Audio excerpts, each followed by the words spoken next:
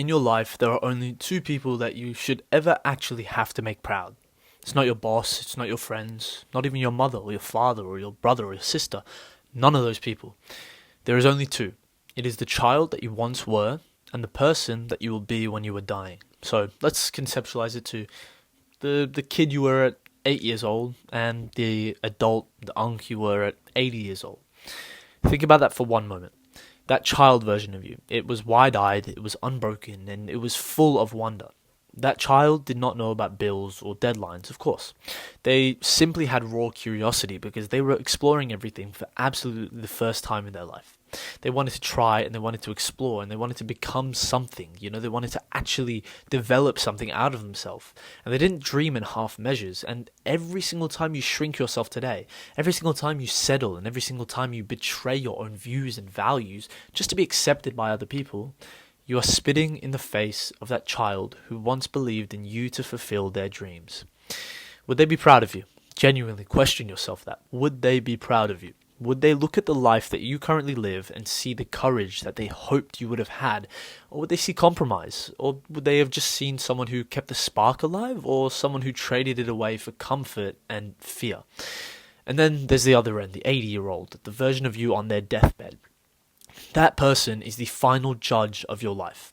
That person will not care how many fucking likes you got on Instagram and what brand you wore or what Gucci bag you had that week or whether strangers approved of your choices, of your job, employment, rent, home, blah, blah, blah, everything. They will only care about whether you lived honestly and true to yourself and whether you risked enough and whether you created a life that they can physically remember on that deathbed, a life worth remembering on that deathbed.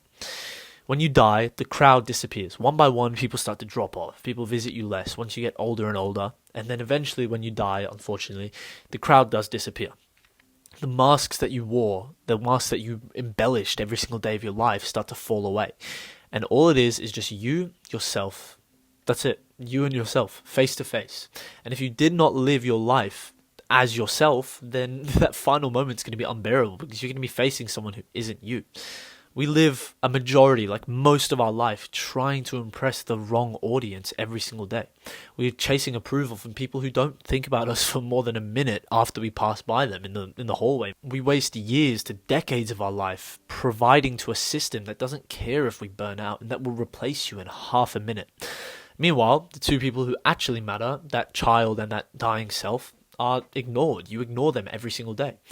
And the tragedy about that, that's the tragedy, is that most people don't realize this two-person ideology until it's too late, until it's far too late.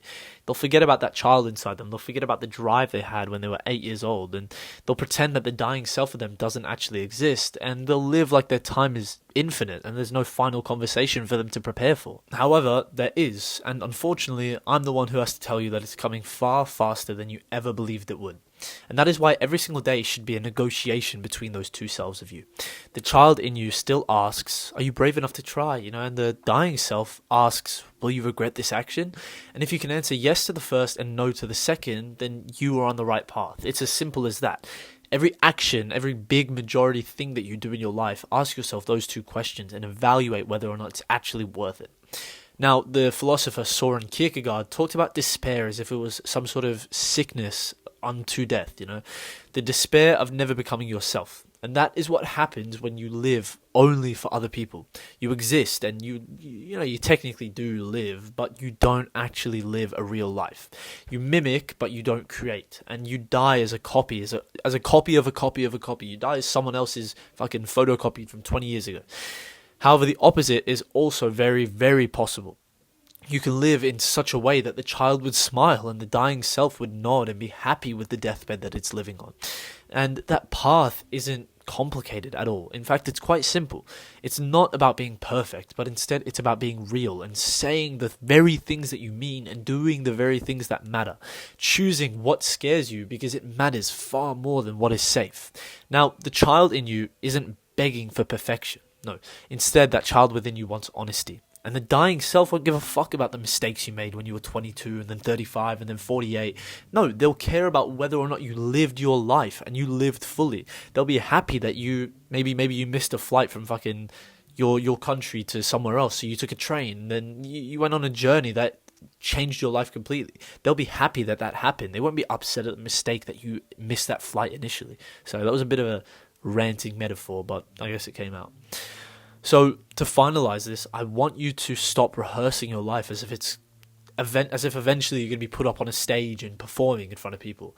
Stop betraying yourself for a crowd that won't even show up at your funeral, and instead keep those two individuals and those two people in your mind.